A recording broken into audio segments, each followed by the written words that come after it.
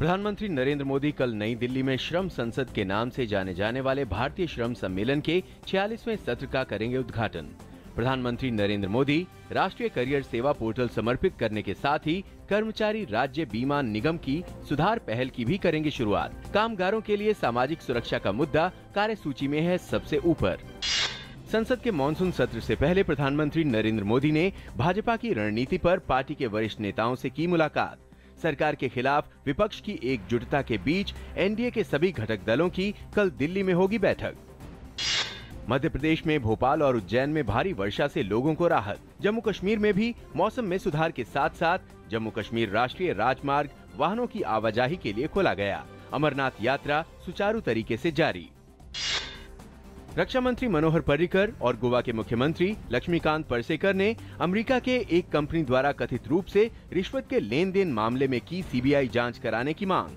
पर्रिकर ने आरोप लगाया कि दिगंबर कामत के नेतृत्व में राज्य में कांग्रेस की पिछली सरकार के 2 पूर्व मंत्री इस रिश्वत मामले में शामिल हैं। गोवा की परियोजना के लिए न्यू जर्सी की निर्माण कंपनी लुइस बर्जर द्वारा कथित रूप से $9,76,000 से अधिक की रिश्वत मामले में एक मंत्री के शामिल होने की बात कही गई है। पश्चिमी दिल्ली के विष्णु गार्डन इलाके में शनिवार रात को एक 4 मंजिला इमारत के ढह जाने से 5 लोगों की मौत। दिल्ली सरकार ने मामले की मजिस्ट्रेट जांच के दिए आदेश। इस दुर्घटना में कई लोग घायल हुए हैं और मलबे में अभी भी कुछ लोगों के फंसे होने की आशंका है। फायर ब्रिगेड, एनडीआरएफ और दिल्ली पुलिस की टीम मौके पर बचाव अभियान में जुटी हुई है। दिल्ली के आनंद पर्वत इलाके में 19 साल की लड़की की हत्या और राजधानी की बिगड़ती कानून व्यवस्था को लेकर मुख्यमंत्री अरविंद केजरीवाल ने पुलिस कमिश्नर को भेजा समन। हालांकि Delhi police commissioner BS Bassi ने कहा कि उन्हें समन नहीं भेजा गया है, बल्कि सिर्फ मिलने को कहा गया है। इसलिए वो सोमवार शाम 4 बजे केजरीवाल से मुलाकात करेंगे। केरल के कोवलम समुद्र तट से लापता हुए 5 लोगों में से एक व्यक्ति का शव बरामद। शनिवार को कोवलम प्रकाश स्तंभ समुद्र तट से 4 छात्र और एक वॉलीबॉल कोच गायब हो गए थे। समुद्री प्रवर्तन विंग और तटीय पुलिस विभाग तट पर तलाशी अभियान जारी रखे हुए हैं। अभी तक लापता हुए 4 अन्य लोगों के बारे में कोई जानकारी नहीं मिली है। केंद्रीय स्वास्थ्य मंत्री जेपी नड्डा ने स्वास्थ्य सेवाओं में पीपीपी मॉडल अपनाने पर जोर दिया। केंद्रीय मंत्री नड्डा ने आज रायपुर में एक प्राइवेट अस्पताल का उद्घाटन किया। इस मौके पर मुख्यमंत्री डॉक्टर रमन सिंह के साथ ही स्थानीय सांसद रमेश बैस और राज्य सरकार के मंत्री मौजूद थे। सरकार सड़क मार्गों के आधारभूत संरचना को दुरुस्त बनाने के लिए देश में 10 विश्व स्तरीय एक्सप्रेसवे के निर्माण पर कर रही है काम।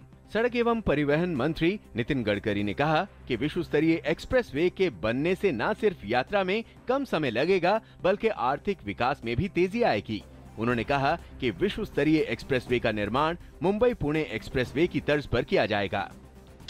आयकर विभाग ने मौजूदा वित्तीय वर्ष में 1 करोड़ नए लोगों को आयकर के दायरे में लाने की शुरू की मुहिम। सरकार की नई पहल के तहत सीबीडीटी ने पुणे क्षेत्र के सबसे ज्यादा 10 लाख नए करदाता जोड़ने का लक्ष्य दिया है। सीबीडीटी ने देश के 18 क्षेत्रों को उनके नए लक्ष्य दिए हैं, जिसे इन क्षेत्रों को इस वित्तीय वर्ष में हासिल करना है।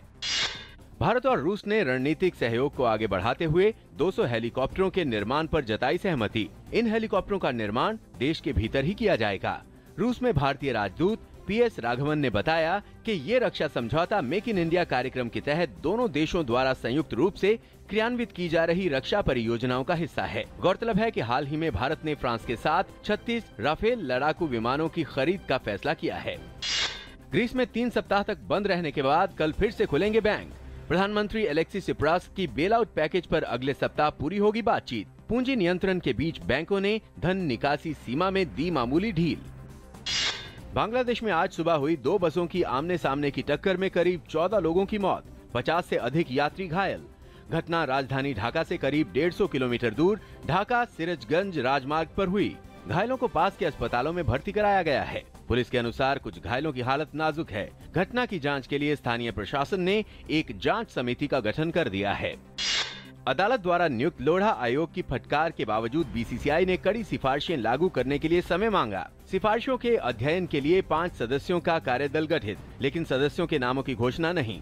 मुंबई में आज आईपीएल गवर्निंग काउंसिल की बैठक में लोढ़ा कमेटी के फैसले के अध्ययन के लिए राजीव शुक्ला के नेतृत्व में एक कमेटी बनाई गई है। कमेटी को अपनी सिफारिशें देने के लिए 6 सप्ताह का समय दिया गया है, जिन्हें बीसीसीआई कार्यकारिणी के साथ साझा किया जाएगा। हरारे में खेले गए दूसरे टी20 मैच में जिम्बाब्वे ने भारत को दी 10 रन से मात। पहले बल्लेबाजी करते हुए जिम्बाब्वे ने भारत के सामने जीत के लिए रखा था 146 रन का लक्ष्य। जिम्बाब्वे की इस जीत के साथ 2 मैचों की टी20 सीरीज हुई 1-1 से बराबर।